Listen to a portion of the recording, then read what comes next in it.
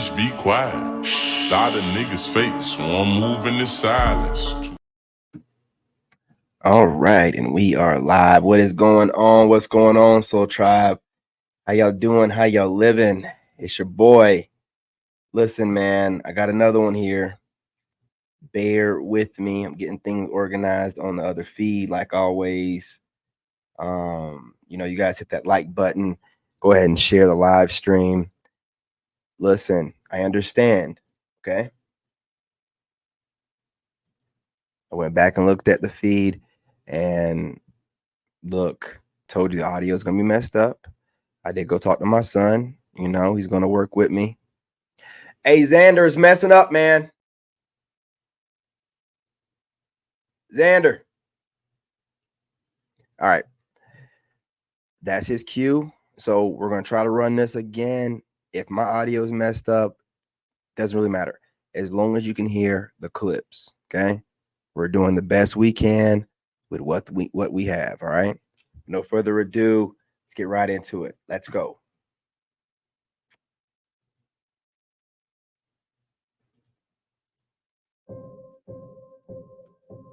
Women are attracted, generally speaking, the research shows, to men based on three reasons. The third is kindness. They don't want someone who's going to be a good person. They're impressed by men who are good to their parents and kind and go out of their way to help people, and there's no reciprocal expectation. The second is intelligence, because the smarter you are, the more likely you are to make good decisions and protect your family's offspring. And by the way, the fastest way to communicate intelligence is humor. I've always said if you can make a woman laugh, you can kiss her. Wow. And then the most important thing, though, to women, and people don't like to admit this, is the man's ability to signal future resources. It's not even he has to be rich now, but he has to have his act together such that he looks like he will be a decent provider. And the number of people, the number of men we're producing that qualify in this category is shrinking.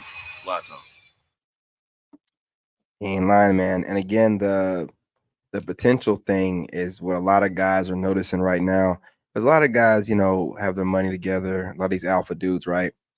But they're noticing that women are looking at potential. And see, this is where a lot of the Sigma type of man, is coming into play, because normally a Sigma is going through some stuff and some trials, tribulations, and has to start over in some type of way and get it out the mud. But women can see the drive, the intensity, the focus, and the vision and the dream of that man, and they'll get behind them. You know what I'm saying? Like, they'll support that type of guy, because if you're a dreamer and you can articulate yourself right, and you believe in yourself and believe in what you have going on 100%, and you're not going to take nothing from nobody, you're not going to let nobody put you down or whatever you have going on, you're not going to let nobody put that down. It drives women. Women love that. That's a confidence level that money can't buy. So it's very important. You're gonna take it. You're gonna take that dick. You're gonna take that dick. I'm gonna pop off a piece of my. You're gonna take it.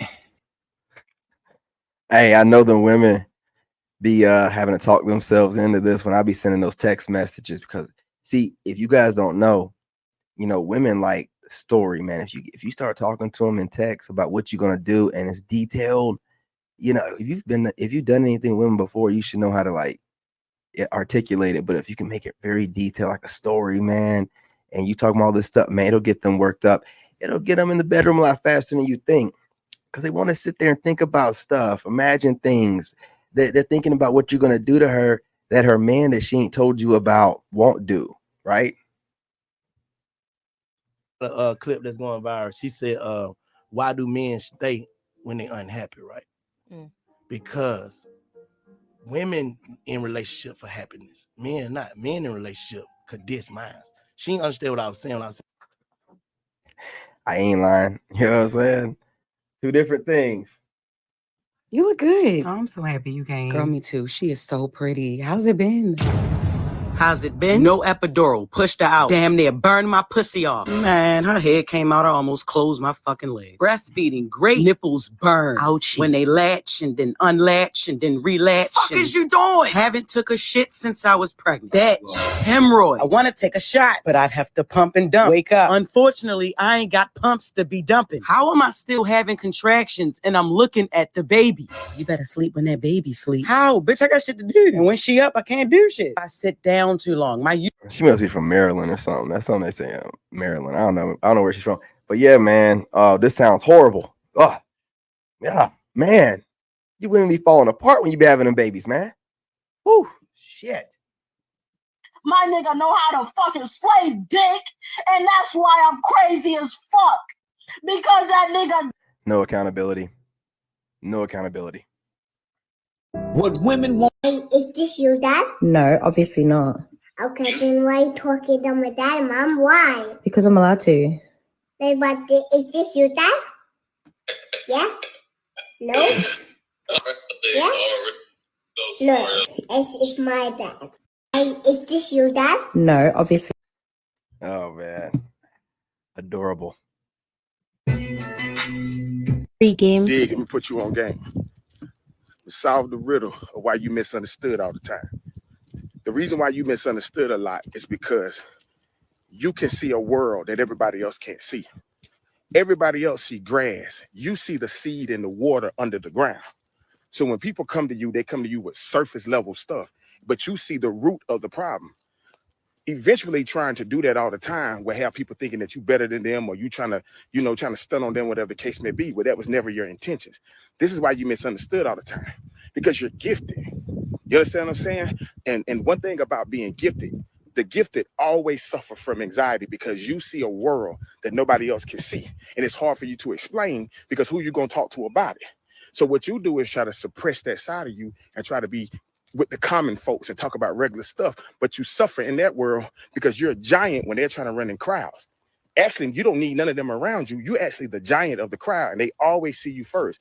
This is why you fall out with energies before everybody else do. And they always look at you like you the troublemaker, but then 6 months later, the one that you fell out with, everybody falls out with. And by the time they come to you with it, you done already moved on with life. You understand what I'm saying? You have to learn how to see the world that you see because it has a purpose to it. Your pain has a purpose. That's the reason why you can see the way you can see, because all the pain that you started out with. You understand what I'm saying? But when you tap into you tap into that. Dig? Yeah, man, I ain't gonna lie to you. When I first got on YouTube, I actually was trying to work with people, and I was like, it's a fitness type of thing, and fitness channels. And I was like, networking with them, going and watching their videos, leaving comments, woo. But I'm an engineer, and I told these people that. And one of these dudes, man, it was the dude called like the weightlifting geek. And this dude was like copying everything. I'm always been on this, and people have always copied me. He was copying everything I was doing. He was copying everything I was doing, and it was irking me. You know what I'm saying? And I start looking at my studio, YouTube studio, and these people, my average view duration went from like 4 minutes or 3 minutes. My videos were no longer than 10, which is pretty good, to an average of 19 or 26 seconds when these people started. I started adding myself to that group. So they were coming over and watching like 10, 20 seconds of my video, and then hitting the like button, and then moving on, which will bomb your video. It makes YouTube think that your videos aren't no good. So these people were doing it intentionally or unintentionally, but they were messing my stuff up. And I seen this, and I started telling them, hey, y'all, just stop watching my videos. Like, just stop. You're not watching them all the way through. Stop watching my videos. But I said all that to say this, man. I had a falling out with that weightlifting geek guy. I called him out on copying me, and that's not what YouTube's about and all this stuff. But to a lot of people, that is what YouTube's about, copying everybody else. That's why everything seems the same. But I'm not about that.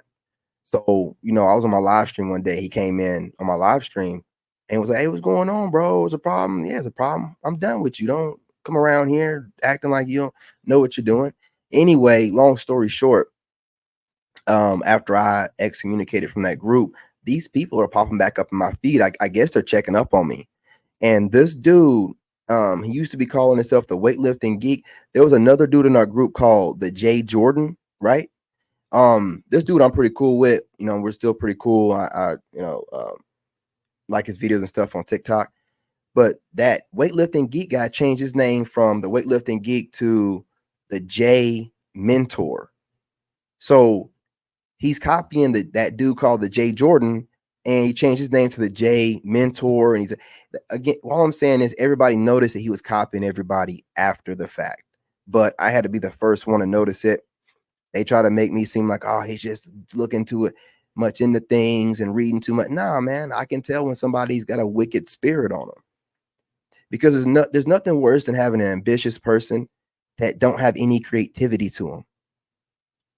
That'll turn into envy, man. Someone is super ambitious and wants to get things done, but don't have no ability to get it done by themselves.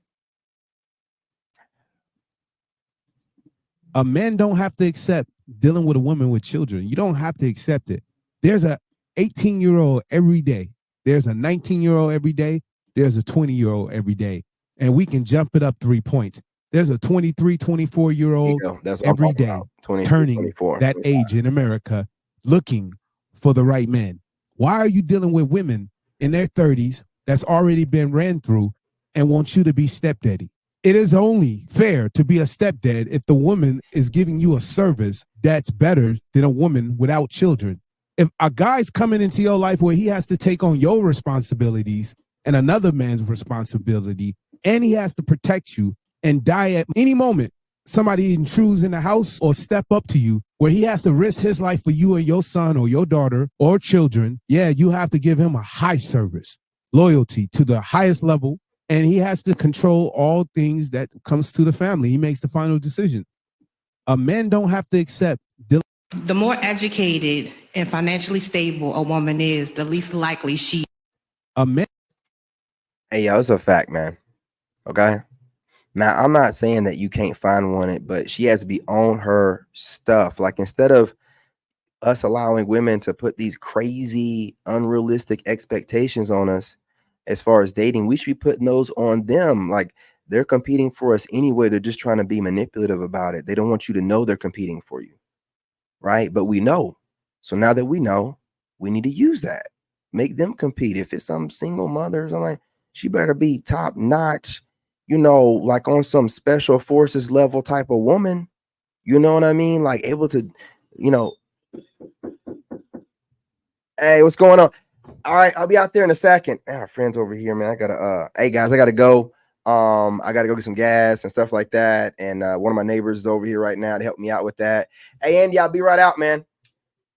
Okay, yeah, and you guys, I'll go live a little bit later, but you know, we're still dealing with things out here in Western North Carolina. And if thank God for the people out here. Shout out to my neighbor Andy and his wife.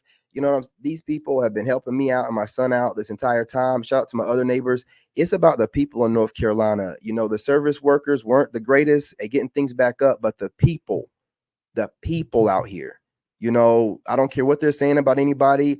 All that stuff is, man, look, they act like family out here. Race don't matter. Anyway, y'all, love and light. I'm your brother. I'm not going to hold you. I'll be back a little bit later. I'm going to close this down. But peace, love, and light, y'all. I got to get things going. Got to take care of my son.